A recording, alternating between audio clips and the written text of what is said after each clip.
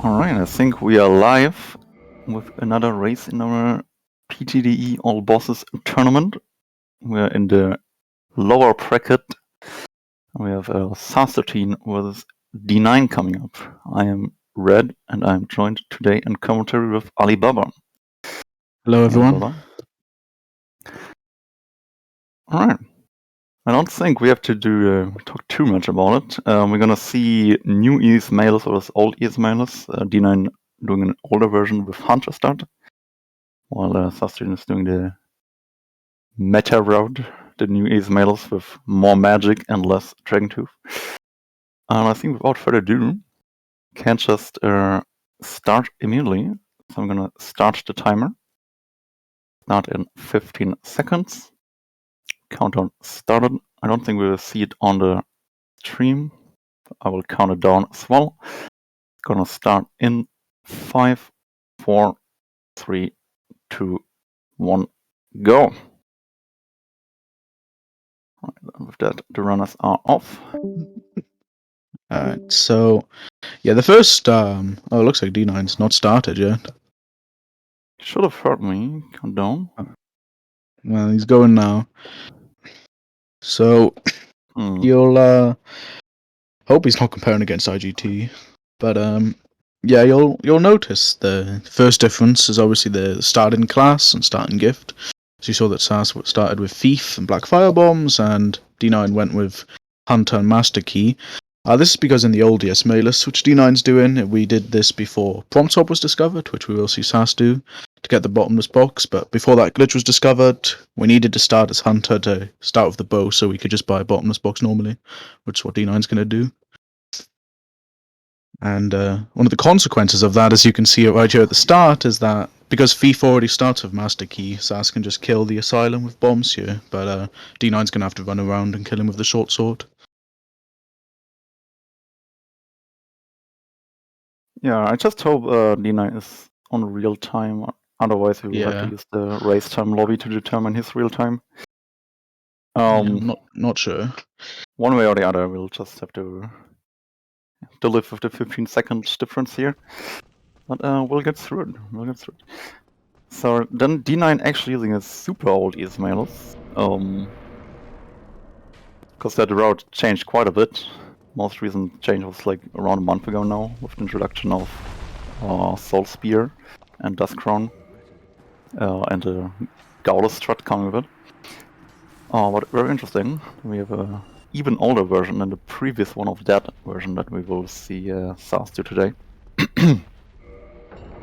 So, since we're doing RTA, you will not see the usual animation cancel quit outs like at the door SAS is gone or went through just now. In leaderboard runs, we would quit out there to skip the animation of the door opening. But in real time, that is not needed. And what you just saw SAS do, actually, is a really cool little trick with the menu. When you go to the, I think it's the key settings? I'm not even sure where you have to go in the menu. But a certain part of the menu, you will skip, I guess, or disable the slowdown in filing. I don't even know. It stops the. It's like a. Oh, stops the opening message from appearing. Oh, monk shake. Not a perfect sound. Yeah. But yeah, in filing, when you get there the first time, you get like a pop-up and you cannot run. But you can actually prevent that pop-up from appearing at all. So we see SAS going to the Undead Merchant. He's going to buy some arrows, the rapier, the bow, the shield, and he's going to perform the glitch I mentioned earlier called Prompt Swap, which dNine won't have to do. And basically, the way that works is you take advantage of the fact that this is a PC port of the game, so you place the mouse cursor over one of the arrows in the merchant menu, and then you press A or X on the controller and left mouse click at the same time, and that will bring up the confirmation box to buy an item, but it will switch over to another set of items in the merchant menu, and that can be abused to buy items we normally can't afford, which we saw SAS do with the bottomless box. dNine actually going through the front door and not using the extra plunger damage, I guess, to not have to go through the hollows again, which is respectable. because the hollows can be very annoying. Alright, this time the sound unit does go down. So dNine can leave the asylum as well now. Well, Saastutin's already on the next boss, Taurus Demon, on his little bridge.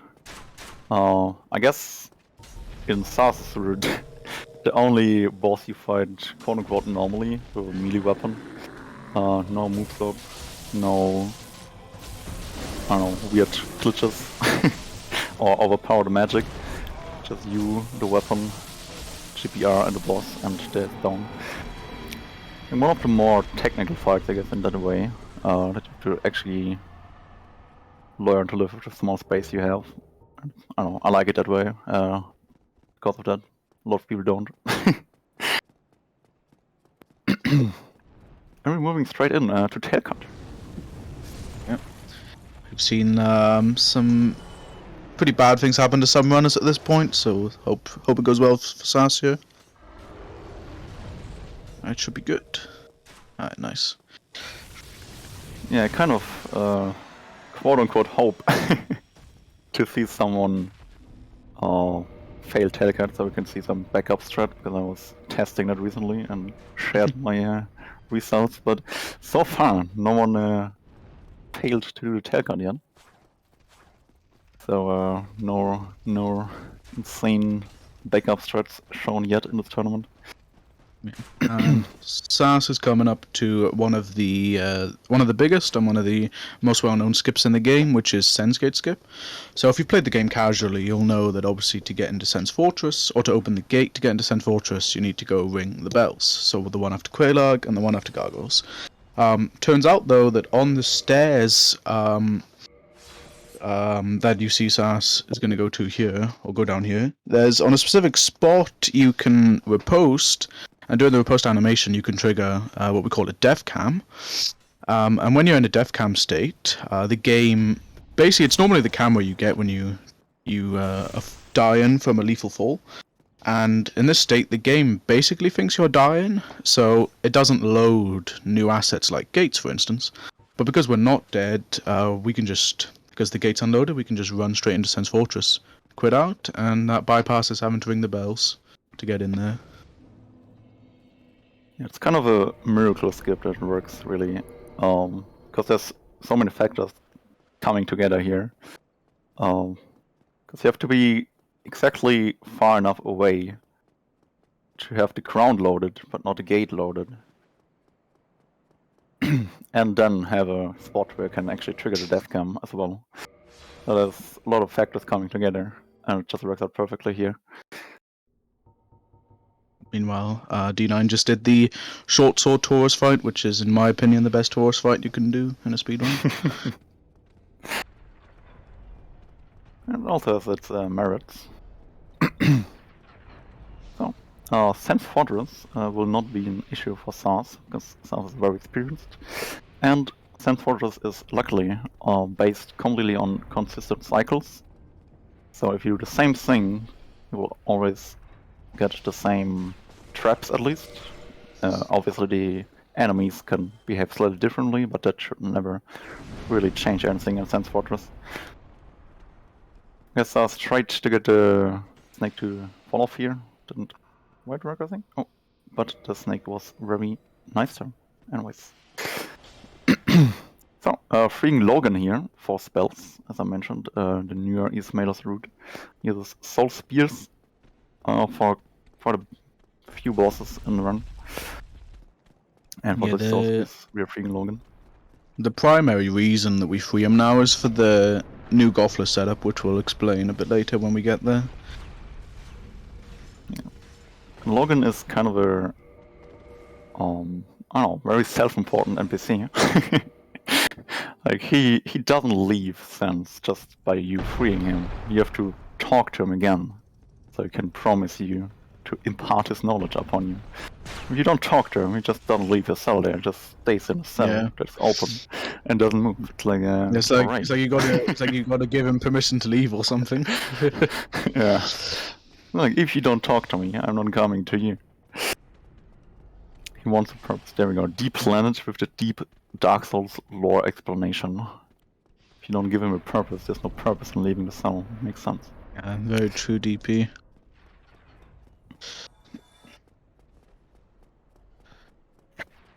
dNine just did SGS as well.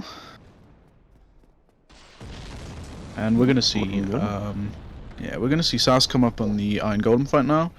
Actually, first of all, I need to say first, he actually did the move swap glitch, which I completely forgot about.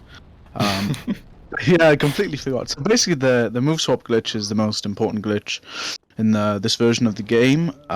Basically, we abuse the fact that the only weapon you can two-hand in your left hand is the bow. So we queue that up during an animation, like the jump, and during that animation, after we've queued it up, we equip a different weapon, which will, if we do it at the right time, it will actually two-hand that weapon in our left hand, which normally isn't possible.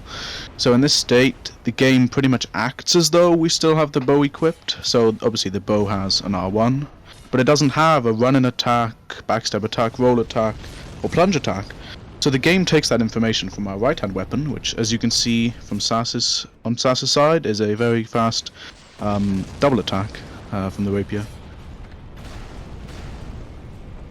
Yeah, well, a nice fight, I think. I listened more to the explanation and watching the fight. It looked very good, and I guess we will see dNine soon. And then we'll explain the Iron Golem fight when dNine gets to it. Yeah, because it overlapped with your explanation there. Yeah, sadly, Moosop doesn't take the stamina consumption from the right-hand weapon as well. So you do have to pay the stamina consumption of the Drake Sword in this case, or the Dragon Tooth later. And also the requirements for the weapons you need as well. So you need the strength and dexterity to wield the weapon. Very sad. Yeah, Sass is going to make his way to the Darkmoon Tomb bonfire. He did not take the Analondo bonfire, which means that if he were to die here, he would have to run all the way from Undead Parish again. So we'll hope that he gets a smooth run through. And do SGS again as well, because Gate's still going to be there. For a second I thought it wouldn't heal. I'm very scared. Alright. So, Red, do you want to explain the Iron Golem fight that's about to come up on dNine's side? I will attempt. So, dNine got a move right there. And the Iron Golem fight is a semi-scripted fight, I would say. But there are like two attack patterns you can get if you do everything correctly, and will always work. And what you want to do is stagger Iron Golem perpendicular to the edge, which you do by damaging him below his knees, by dealing 400 damage. Here we go. And that's why you see the camera being panned down in the fight to ensure that the hits are below the knees. It doesn't matter which legs you hit, just 400 on any of these legs. And he will stagger, which we'll see hopefully now. Yep, there we go. And with another 200 damage, also below the knees, he will fall backwards, topple over the edge, and you skip like 3/4 of his health bar. Yeah, it is definitely one of the more technical fights in the route. It takes a lot of practice to get good at.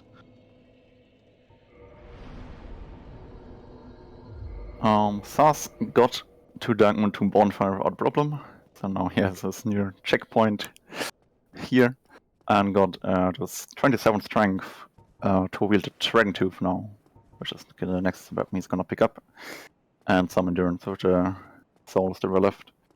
Yeah, he also picked up the Ring of the Sun's Firstborn, which will be used for a very convoluted glitch later, which we'll attempt to explain. But first of all, we see Sass going to try to perform a little trick here of the elevator. So he's going to attempt to quit out before the elevator has stopped moving. We'll see if he gets it. Oh no. Feels bad, man. That's really unfortunate. Yeah. It's really unfortunate.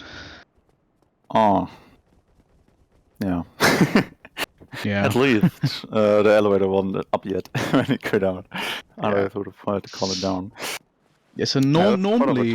There. You see the angry L1 spam on Sass side. Yeah, normally what's supposed to happen is you quit out once you get to the ledge before the elevator stops moving, and that will make it so that the elevator will stay at the bottom, so you don't need to bring it down later. Oh, this is not Ooh, good. again. Dang, Sass struggling here. Well, dNine fell down, but quit out on time. So quit in this game, I guess we can talk about quit now since we're doing a lot of them apparently. Quit are used for several reasons in this game, in speedruns, and one of the main reasons is also to return you to a last stable position. So if you fall down like dNine did, or Sass, and you quit out and load back in, you just spawn in your last stable position to save you from the death of falling. It also resets the aggro of any enemies and positions of any enemies. So if you have too many enemies on your toes, you can quit out, reset them all, and have an easier life going forward. Yeah, and as Red mentioned at the start of this run, in IGT attempts you can also use them to skip animations like door openings, which can save up to 5 seconds, but because this tournament is timed in RTA, and each quit out is around 10 seconds RTA, it's just faster to wait for those animations.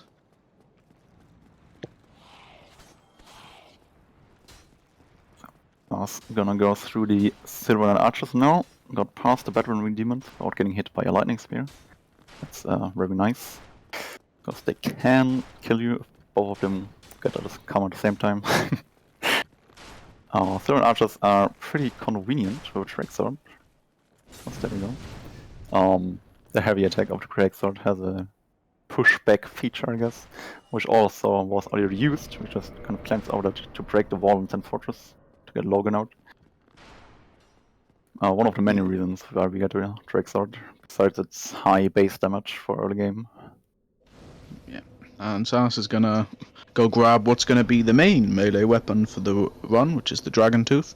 Normally, in a speed run, it would be kind of a useless weapon to get because of how slow it is, but with the move swap glitch we talked about earlier, you can make it into a very fast weapon, which we'll see on the ONS fight soon. And we will also see a confirmation box view, which I also didn't mention yet. But every item with a confirmation box, like Homeward Bone or Boss Souls, you can actually use indefinitely. They're really easy to do glitch that you can learn in 3 minutes at home.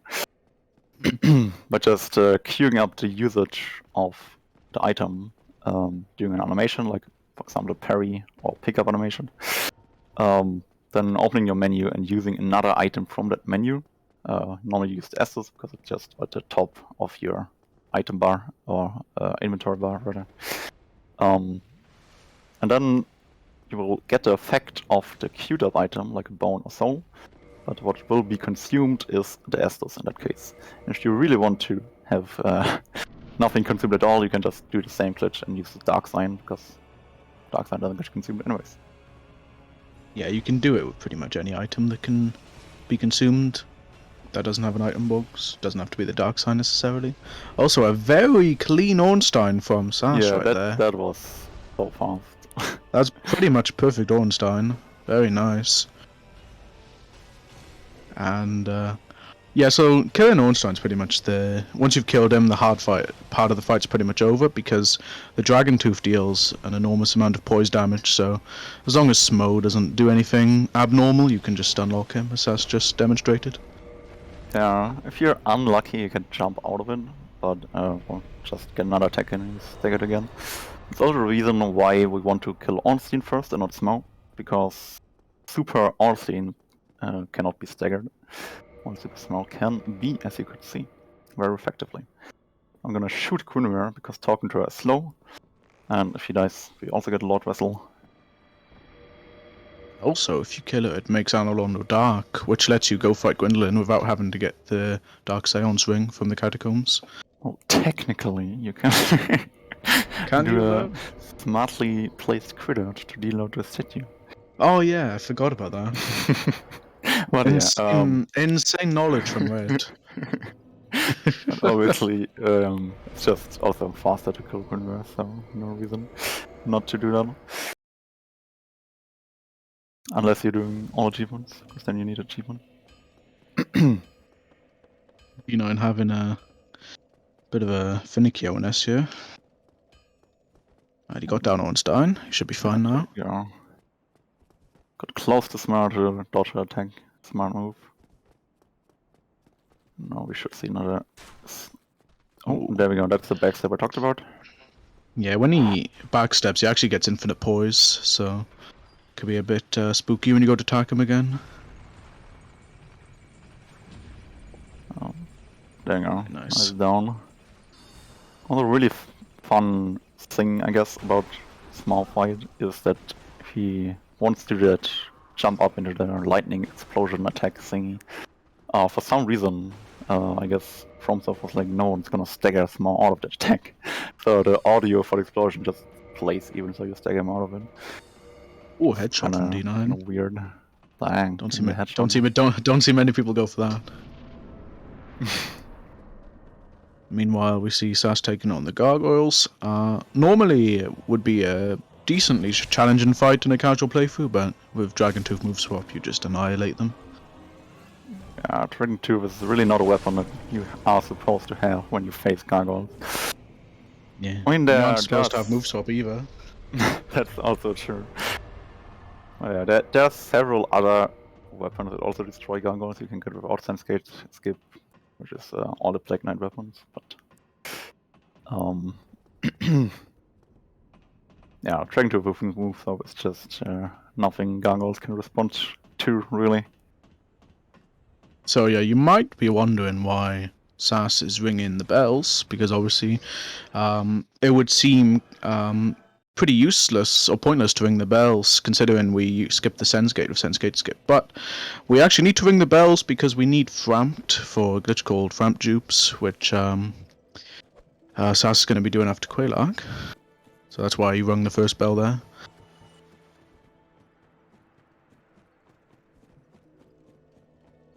Yeah, for Frampt to appear, both rings bells have to be rung. Yeah, as Ali mentioned, has a really convenient glitch for us to use. So I was gonna pick up a catalyst right here from Rickard. Rickard is not that far out of the way, and we need a catalyst for spells. For some reason, Logan doesn't sell catalysts. If only he did. And then we could implement Blighthand skip into this route again. Also true. Also true. So Sass is gonna attempt what we call Blighthand plunges here. Basically, in this game, when you plunge on kind of like a surface or sloped surface, you can actually roll out of that animation even when midair. And in some cases, you can actually iframe fall damage that would normally be lethal. So that's what Sass is going to attempt here. So we'll see how it goes. Yeah, it's kind of lazily coded, I guess. That iframes of a roll just iframe all damage, no matter the source. And that also includes fall damage. Oh, just in time. He didn't want to go to the left of the pillar there. He wanted to get on the right. Should be good, yeah. Okay, nice. Yeah, that looks better. Yeah, barely got out on time. Pretty sure you die if you hit that platform down there with the fall damage. If you land in a very specific spot, you can get slope quit out sometimes, but usually, yeah, you just die. Yeah. We see a bit of a root divergence now, because while Sass went for Quailark after Gargoyles, dNine is going for Stray Demon, which is where Sass is gonna go after Quailark. Just because of slight root divergences at the start and even bigger ones later on. Yeah, when Sass is gonna get his magic.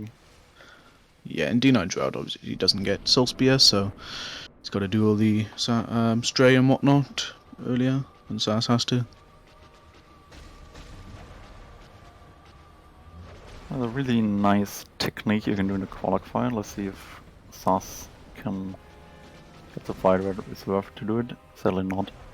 But yeah, there is in theory the butt cancel on Quailark, which I really like. If you do like, I think it's 600 damage to her fighter butt, she will also always do the explosion to her behind. And if you can trigger that, she will not do reverse attacks. Sadly, you couldn't see it here. So second bell is rung.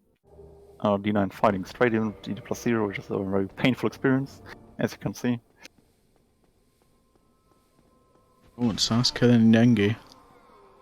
Going for the Dragon Dude, that's actually kinda risky. If you don't angle your Dragon Dude attack onto the worms perfectly. Oh, if you mess up, let's say like that. It's not that precise, but you can mess it up. If you miss one worm, that worm's gonna hunt you. And Yeah. most And they likely kill you. Yeah, they stun lock you and deal quite a bit of damage, actually. Yeah. So yeah, most people will use 5 bombs, so looks like a dNine. Yeah, opting for the crit out there. Couldn't get the homeward off before the Black Knight ruthlessly interrupted him. Oh. I think he hoped for the wall to block the sword, but that's sadly not how this wall works. Yeah, he's gonna have to dupe souls now. Because he actually does Meanwhile, need those souls for his round. we have another duping going on Sasa's side, where we do the front quantity storage view. What Sas is doing is storing the 999 arrow quantity, but then he sells souls of Kralok, and if you sell out of your bottomless box, you can sell indefinitely by overflowing, underflowing, I don't know, you flow, and then you sell. And that way you can just keep on selling souls, then you get souls, you sell these souls, but all but one. You store 999 again and do that as often as you want. We want to do it 3 times in total for a bunch of levels. I'm gonna get 33 vitality for RDSR setups, because we need a lot of levels and we have a lot of resistance, so we need a lot of HP to have a good setup. Get 99 intelligence for magic damage. dNine is sadly dying. I guess he wants his souls back and return. He can't get them back now, though. Yeah, now he has to deal, which would have been faster. So, as Red mentioned, Sass got a bunch of levels there.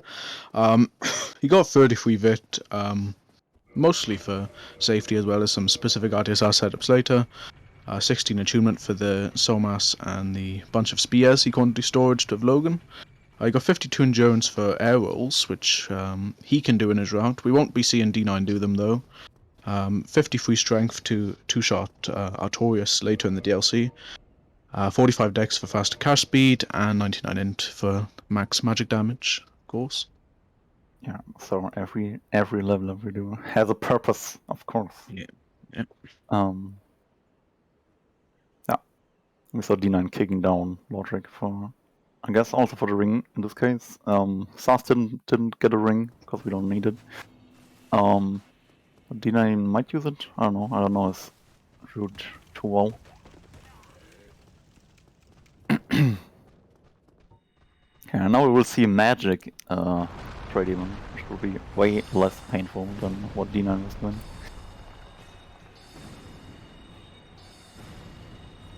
Because you can just punish a lot of attacks you can't punish with Dragon Tooth.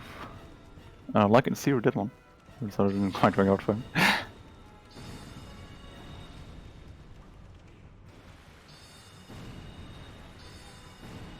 dNine also visiting Rickard there, but also getting the heavy soul arrow, which you will use for the butterfly fight and dark beat pickup later on in the run. And also getting the catalyst just as Saastutin. So let's hope Sass gets away from this Black Knight better than dNine. Should be good. Because the mistake dNine did was blocking on the way to the Black Knight, which triggers his shield bash instead of his running attack. And his running attack is way better to have, because it plays him further away and then you can get the animation off in time, which dNine couldn't in his situation. Yeah, but now we can see that Sass has to pull the lever for the elevator because he failed the little trick earlier. And the reason why both runners will be doing Priscilla and Stray and all them early is because it is a little faster to do early Anor Londo, and also there's an item in the Painted World we need to get called the Red Sign Soapstone, which will be used for a glitch called ESM, which we'll explain on Saz's side on the next segment probably. Yeah, truth thought manipulation is always funny to attempt to explain that. I've tried to practice my explanation, man. I've tried to prepare. Alright. I've done some preparation. Hopefully it goes alright.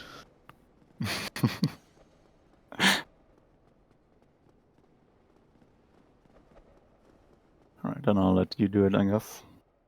I don't quite have it prepared. And the insane pressure. And we see Also, the butt yeah. cancel. There we go. Yeah, we got to see it. Hell yeah. So yeah, that can actually save you when she does AoEs sometimes. Yeah, if she does the big explosion, you can just cancel it into the explosion to the back, and it's like easy going.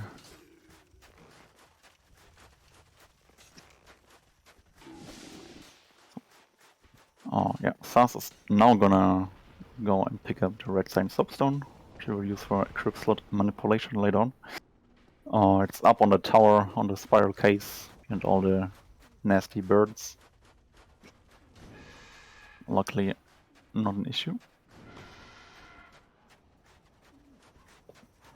Yeah, I know I said it early. I only got hit once. Easy.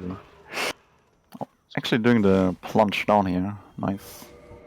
Plunge community. Yeah. In happiness.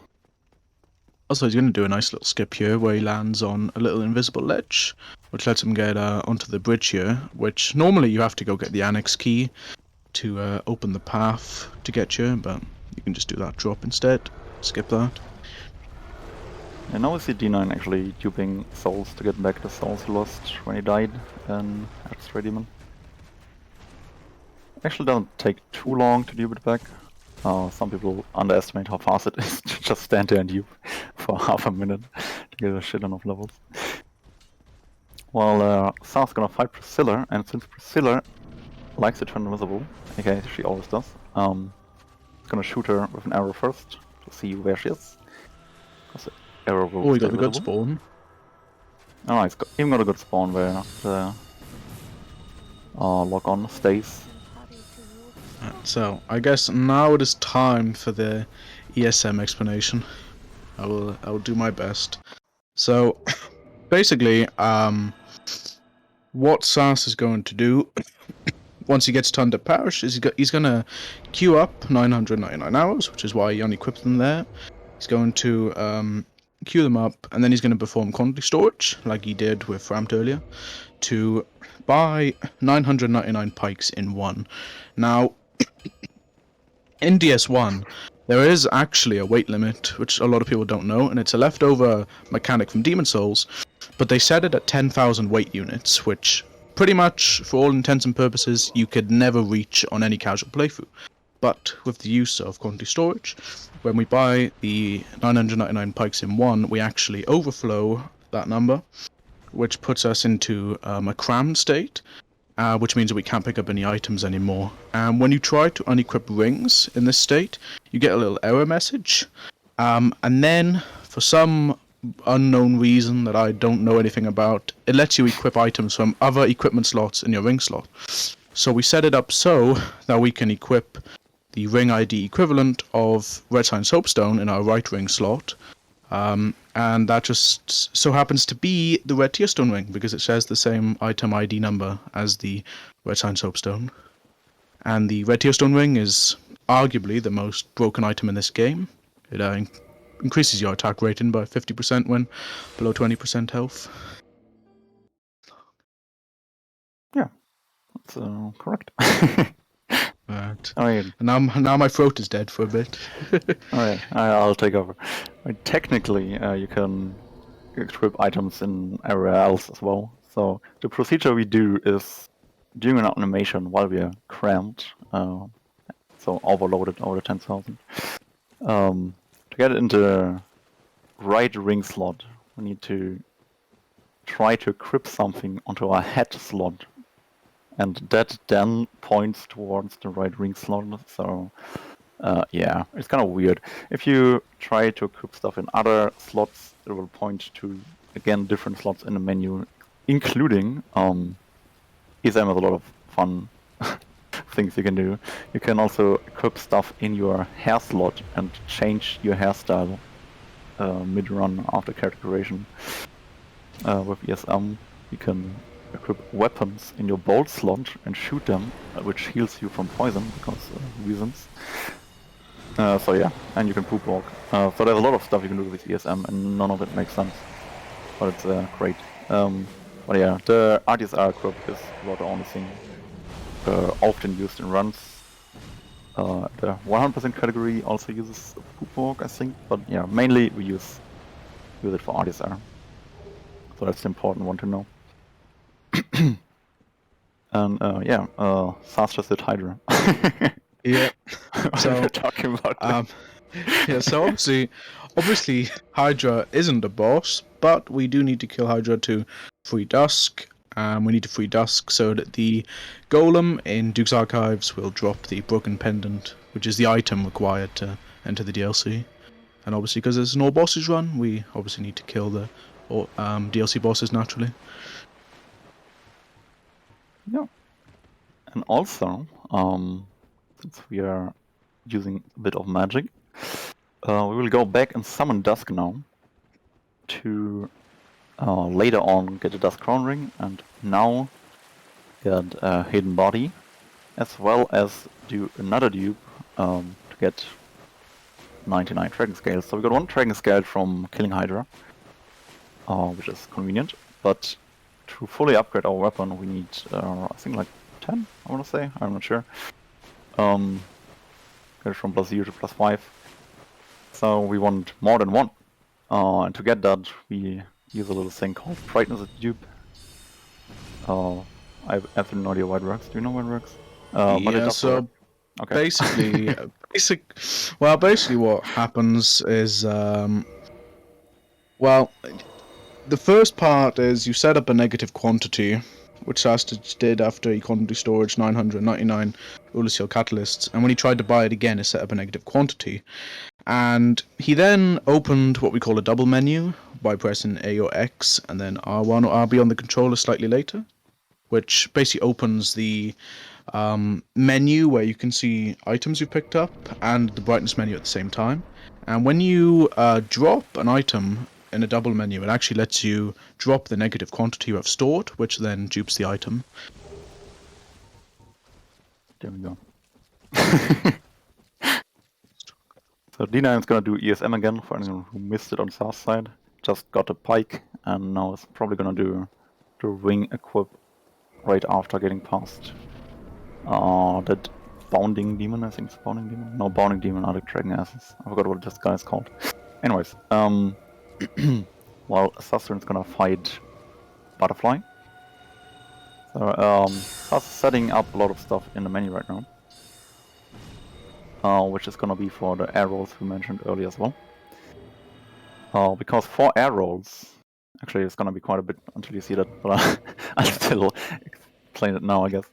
For air rolls, you need to be between 25 and 25.000068, I think, percent max equip load.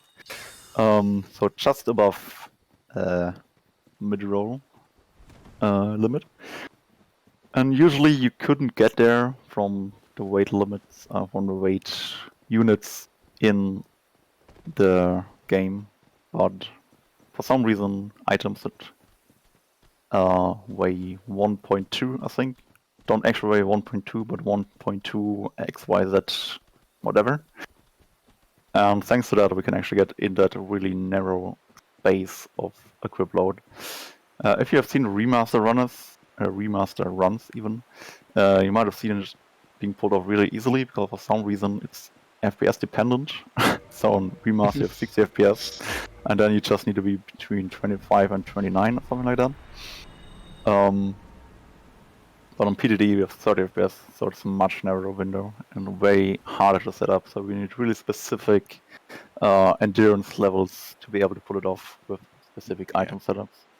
The reason why it works is because of what people call a floating point error, where basically the game, as far as I understand it, the game basically registers you as mid-rolling, but it doesn't actually take away your ability to roll mid-air like it's supposed to, so you can just chain rolls instead. Also, we just saw Sas do Sif with magic, showing which side of the debate on which is better, DT or Soul Spear, showing off his views there on this. And obviously route variation from dNine. Yeah, he's gone for Hydra. He's gone for DT on Hydra. So which is a nice fall damage cancel.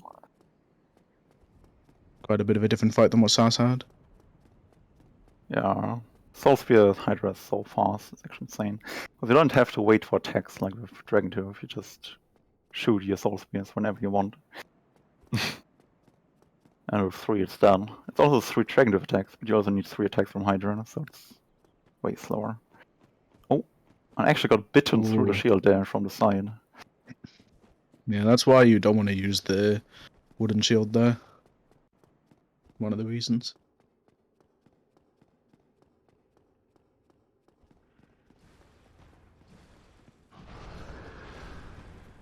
Was he blocking with Strength Tooth? I guess. Was he blocking with DT? Oh. Then that wasn't a problem. That's concerning.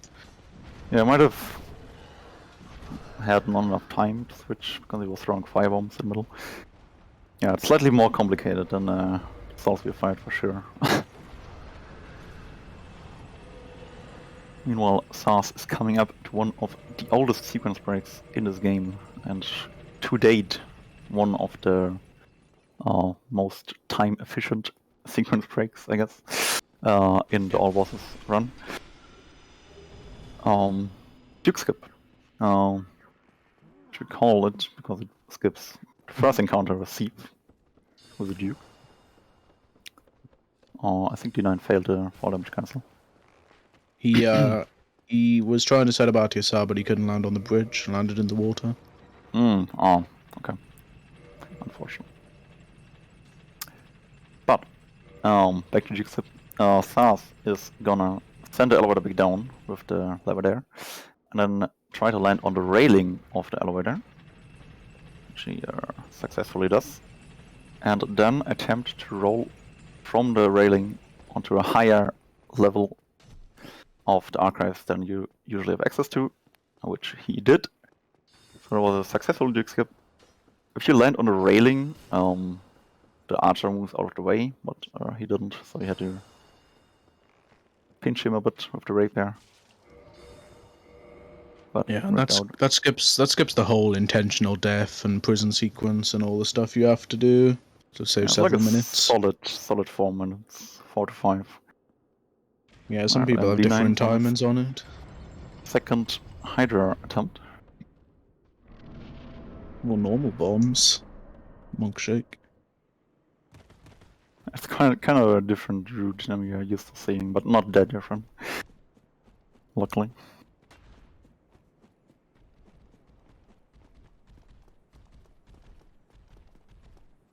Yeah, ES mailers for some history lessons, by the way, created by Camul for the, well, not ES mailers, but the mailers route before ESM. Yeah, he created Mailers Draker, yeah. Was created by Mool for the 2018 tournament because it was a very real-time friendly route. Not a lot of crit outs, not a lot of loading screens compared to other routes at the time like Mailtracker. So yeah, now naturally in the next tournament we still see kind of the same idea of mailers, even though it changed quite a bit with ESM and Gauldus. Yeah, 3 years. Oh, it was at years. Oh no, dNine dying to the golem here. Oh yeah. It's a pretty big time loss actually. I need a new controller. Then claiming the hardware now. We'll do the same. Fair enough. While Sas is coming to Thief. So with hidden body, you shouldn't get any clamps in fight. When you fight Steve the first time, you can get clamps in because the forgate loads after the loading screen. And luckily, TD plus 5 does a lot of damage, so he dies in 2 attacks if you do it correctly. Because Thief takes more damage in the core in the middle than on the outsides of the core. But the Dragon Tooth is so long that if you hit it straight on, the core I mean, you'll actually hit through the core.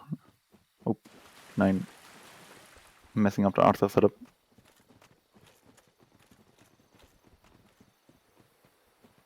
Yeah, and if you hit through the core, you don't get extra damage and you need 3 attacks.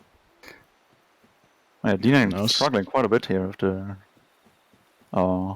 freeing Dusk segment of the run. Yeah. And we see both runners actually going in the same direction now, but for different reasons. Yeah, the Saastutin is actually gonna enter DLC now, for which dNine is still in the preparation phase. And what Saas will also do, which dNine won't do later on. Oh, missed the bridge. Ooh. This is quite heartbreaking for dNine. Yeah, really unfortunate.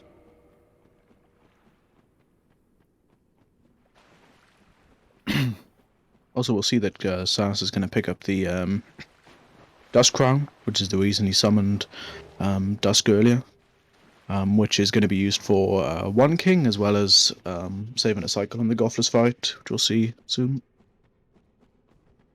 And a bit easier fights somewhere else Yeah. as well. For Centipede and Ceaseless. I think that's basically it. So it looks like Saas is part of the left side Guardian team here. Let's see how this goes.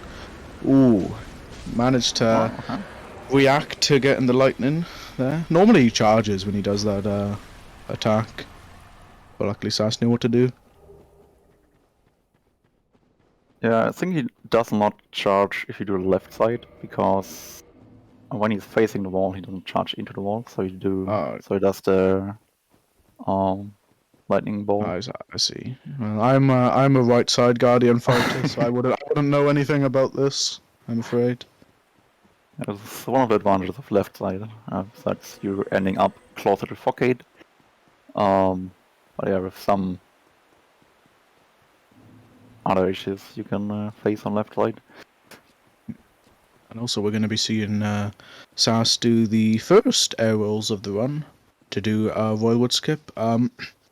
With Royal Wood Skip, when it was first found, you actually needed to do a full control crit out and land on top of an enemy's head. Oh yeah, to fall off the elevator.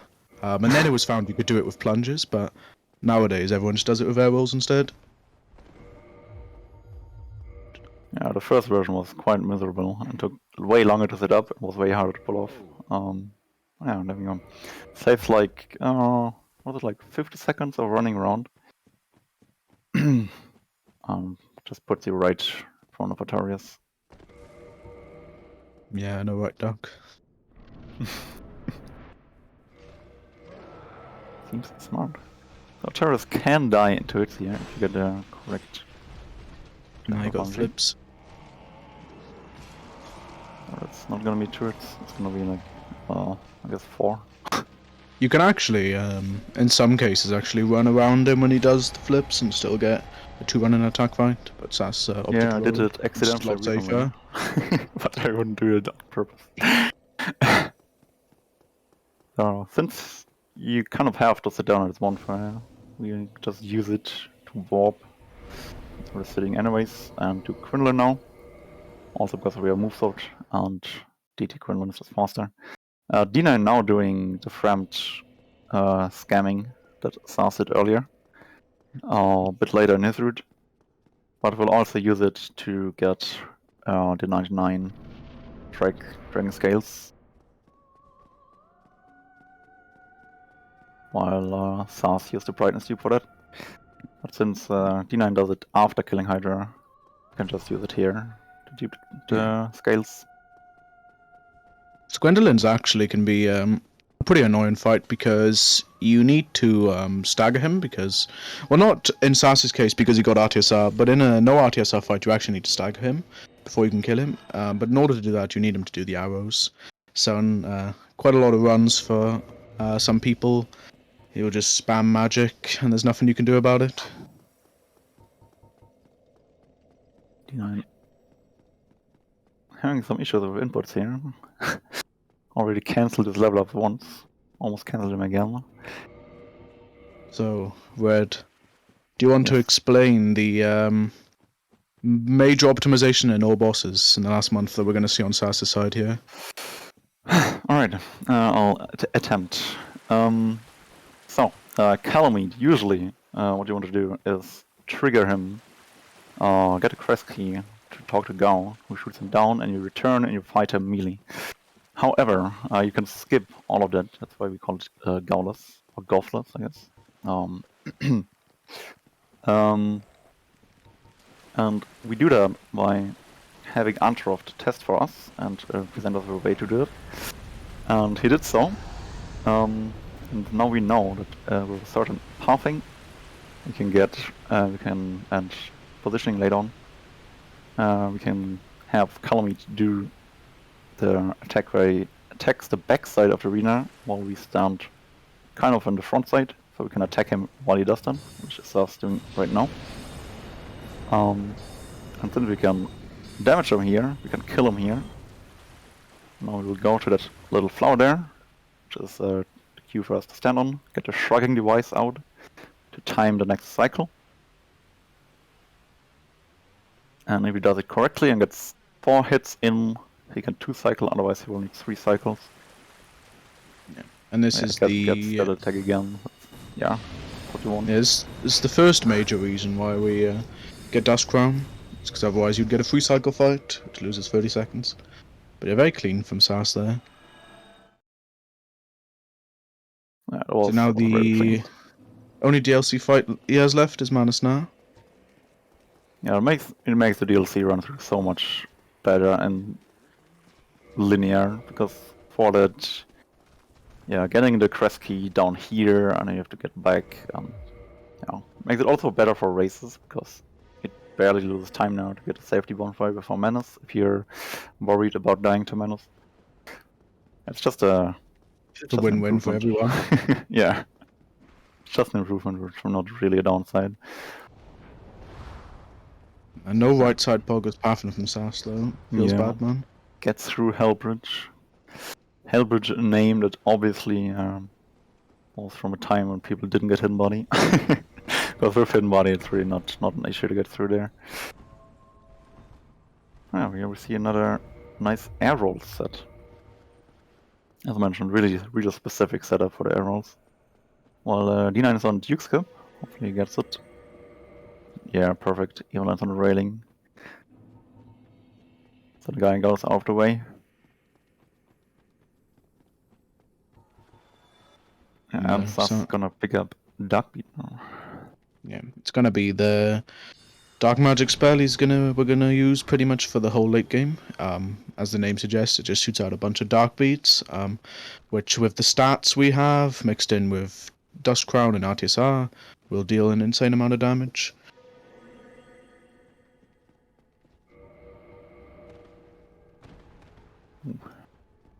Slipping off there. Alright. Will we see going for the Poggers move swap? Ah, no, didn't get it. Feels bad, man. Sad. That move over on the jump. Oh. Ooh. How did that happen? Unfortunate. dNine getting clipped by the jumping attack there. Cannot say I've seen that. Well, looks like he's forfeiting. Yeah, I'm not blaming him, honestly. Yeah, neither am I. That's one of the longest stuff going his way. Yeah, it's one of the longest runbacks in the game as well. Yeah, that would have just been another 4.5, 5 minutes running. Yeah. Can understand it. Throw the towel there. Had a rough run.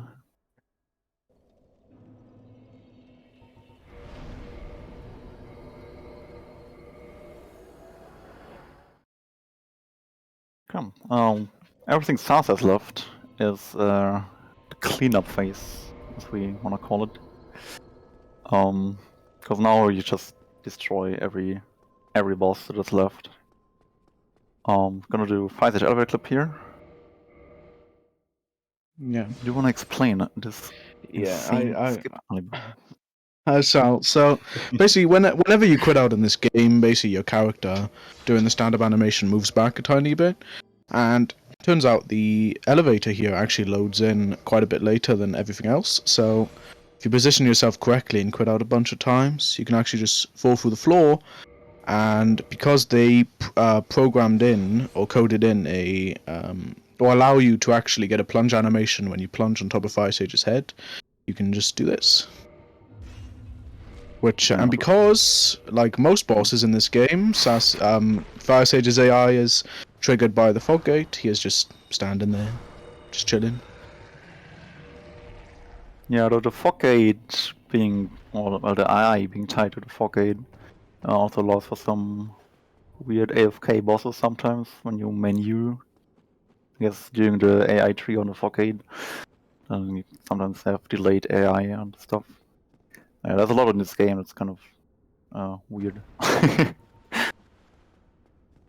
Also, one reason why you will not see, I guess, Sars. Oh, actually, it does menu here. Alright. Let's see if we get an AFK centipede. And can you actually get AFK centipede? Oh yeah, you can. Oh, but nice. we don't get it this time. Yeah, with Dust Crown, it's an easy 2-shot. Without Dust Crown, you can still get a 2-shot centipede, but it actually requires some sort of aiming. Yeah, pretty precise without. Yeah, with it's just pew pew. And now Sars is running through the best area in the game. Hope everyone's got their shades prepared. Right, amazing area.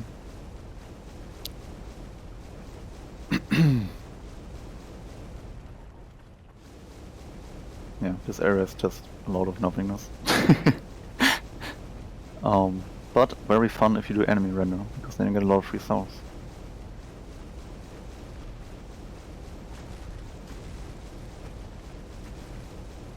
Yeah. If you don't want to have to get your shades out, you can always run 100% glitchless on Dark Souls Remastered and send me your runs. And I'm gonna verify them like 2 weeks later when I get to it. And then you don't have to go through here. There was a remaster for this game? I never knew about this. That was the smoothest segue I've ever done. I don't know why I'm getting confident dosed by the mods and chat.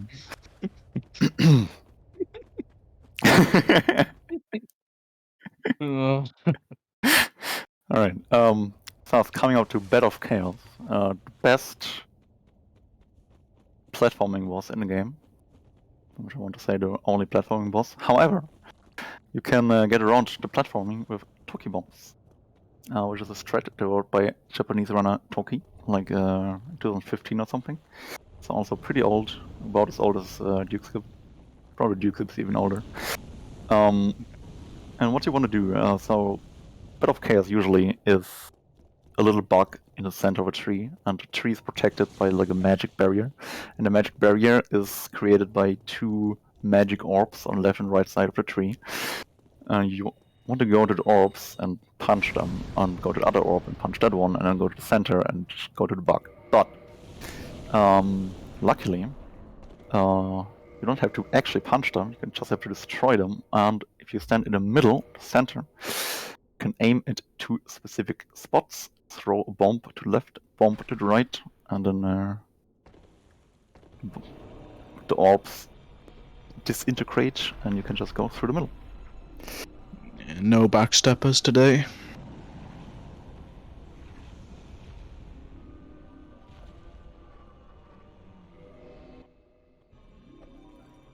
Yep, those Toki bombs. Perfectly executed. Yeah, you can sometimes get a firestorm there, but with that health, Sars would have been fine anyway, even if he got it. Yeah, Pink is not impressed because Sars used the bow to aim instead of just using the head, which is also a strategy used in earlier past routes where you didn't have a bow. Grapple Mage.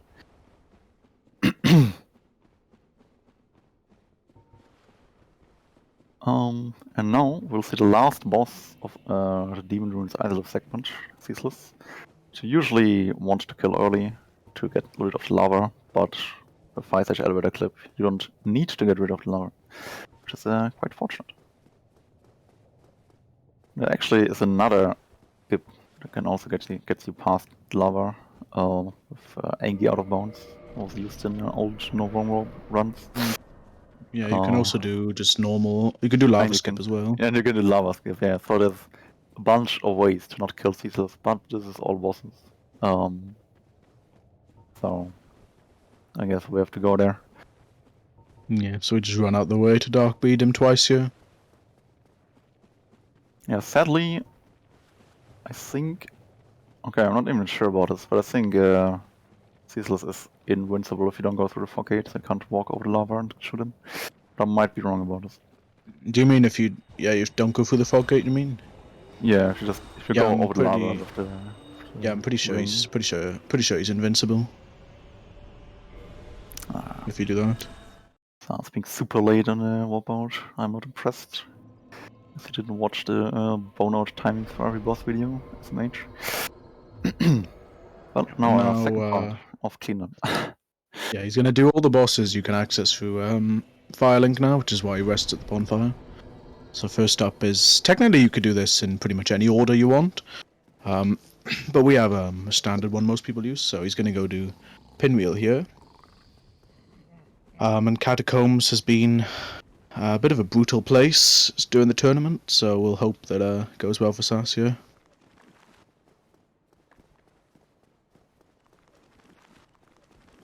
I guess we're gonna see the last instance of air roll in the run as well. Thanks to hidden body, you don't really have to worry too much about the bone wheels. Catacombs luckily designed to be skipped. It's just literally going down the middle and you skip all of it. There's really no reason to go through it, not to think about it, even casually.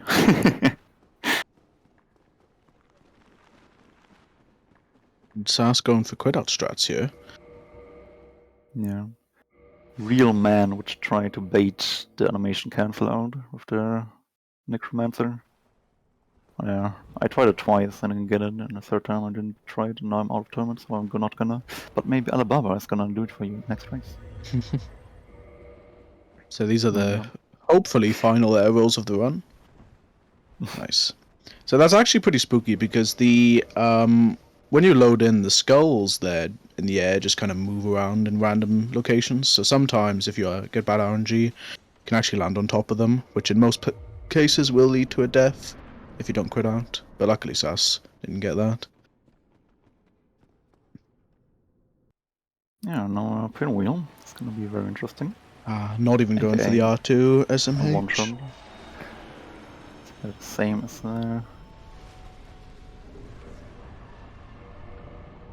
yeah. Okay. So, Sass said during his stream earlier that if he got Foggate Skip, he would go for it in the tourney, and he got it in his run. He got it in his run, so we'll see if he goes for it here.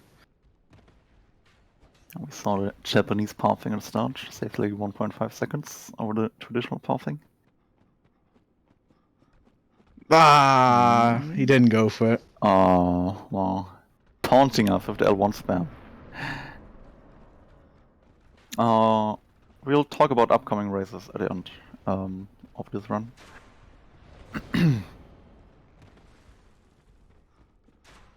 Yeah.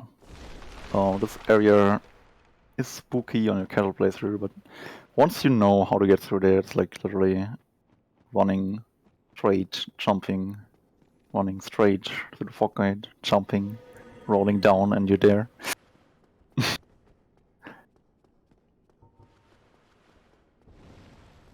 really straightforward.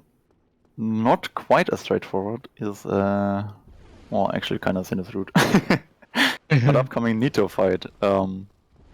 used to be a little bit more tricky before we found the insane Scream block, or Regal found it, I guess. At least the video on it is on Regal's channel, so I guess he found it. Or maybe Android found it. Regal made a video, I'm not sure. Android, okay. Dang. Saved by memory in last second. So since you're in hidden body, no one in this room really reacts besides Nida. You can just ignore the skellies. And the only thing Nida could do to keep you from killing him in 4 soul spears easy peasy like that is the scream attack he does. But the scream attack hitbox is actually just a really small little orb at the ground. And with block animation, like if you two-hand your catalyst, you get a block animation where you spread your legs, and that spreads your legs far enough that the orb hitbox of the scream attack doesn't hit you. It's really cool. Sadly, it doesn't work for the shield block animation. So Sas is gonna set about his here with the elevator, and then he's gonna perform seal skip. So normally, to get to the next boss for Kings, you'd have to go to Ingward to get the key to the seal to then drain the water. But instead, Sas is going to perform what we call a slope quit out. Basically, how that works is similar to fall control quit outs. When you land on a slope from a fall that would normally be lethal, the game basically delays your death to check if the fall should kill you or not. But during that time, you can just quit out, and if you do that, you will actually end up where you landed. So Sas is going to try to do that here to get under the water, and if he does it right, he can then get out of bounds and get to the Four Kings fight that way. Trying the Ivan skill skip, not quite getting it. Went for the Ivan setup. Yeah, so he got the slope quit out. Now he's going to go out of bounds, quit out to take away the death cam, and then he's going to run to the Four Kings arena from out of bounds.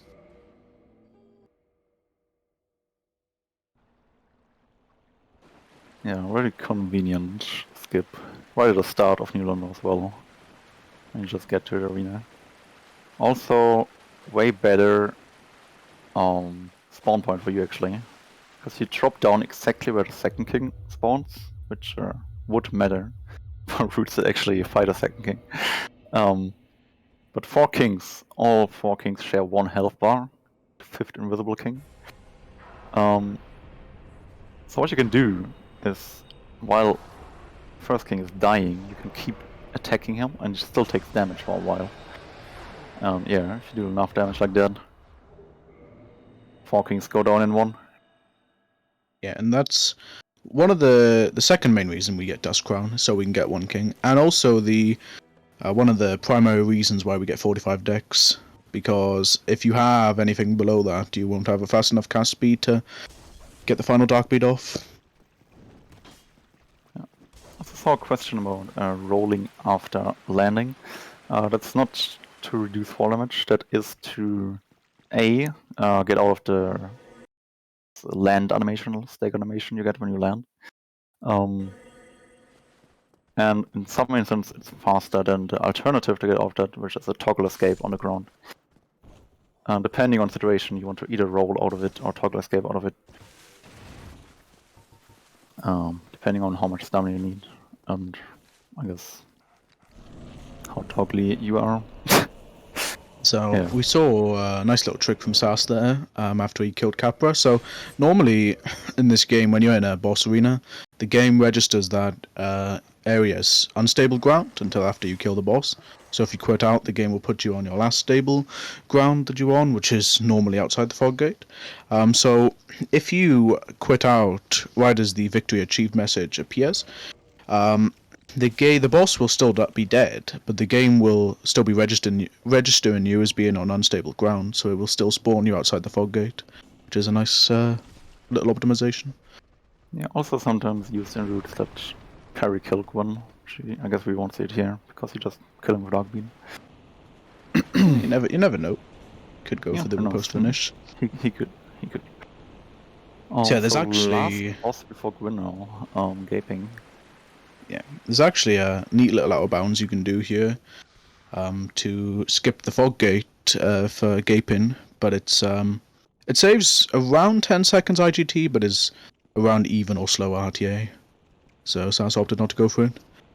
Yeah, you have to go through some loading screens after grid It's like 2 grid outs. Suboptimal gaming 3 instead of 2 dog beats. Cannot believe.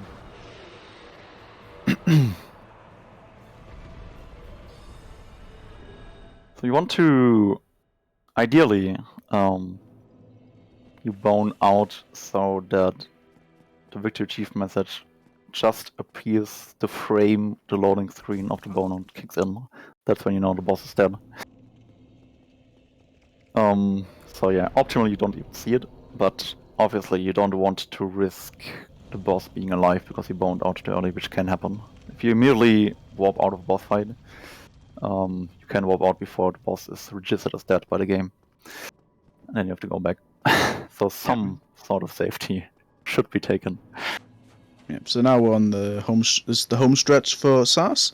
He's going to set about himself this first knight here from taking his running attack or getting hit by it, and he does what we call a toggle escape, where if you toggle escape out of an animation, whether it be landing or getting hit, the game prioritizes that animation over the kind of stagger animation, which is a nice little trick. Yeah, now he's just going to run to win.